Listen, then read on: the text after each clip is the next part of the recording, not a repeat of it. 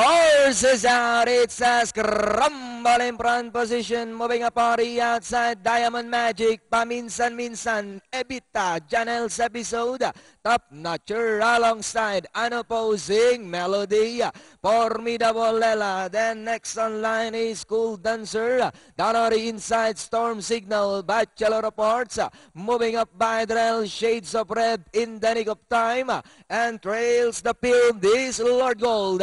They swing into the back.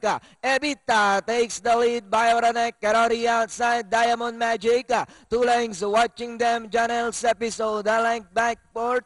Comes paminsan-minsan. Unopposed comes next. Top Notcher. Cool Dancer alongside Formidable Lela. Sing Melody. Then comes Bachelor Reports. Storm Signal. Shades of Red in the nick of time. And Lord Gold. And a report turn. Janelle's episode. Now takes the lead by about 2.5 lengths. Ebita draws back in second. Paminsan-minsan. Unopposed now coming closer in third. Top Notcher comes next. As they come down at the last 200. It is still Janelle's episode by about 5 lengths. Unopposed, Cool Dancer now moving up by Drell. Last 75 meters. The curtain closer. It's Janelle's episode.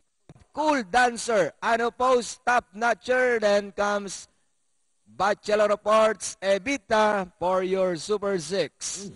Yung nire-request mo, nangyari.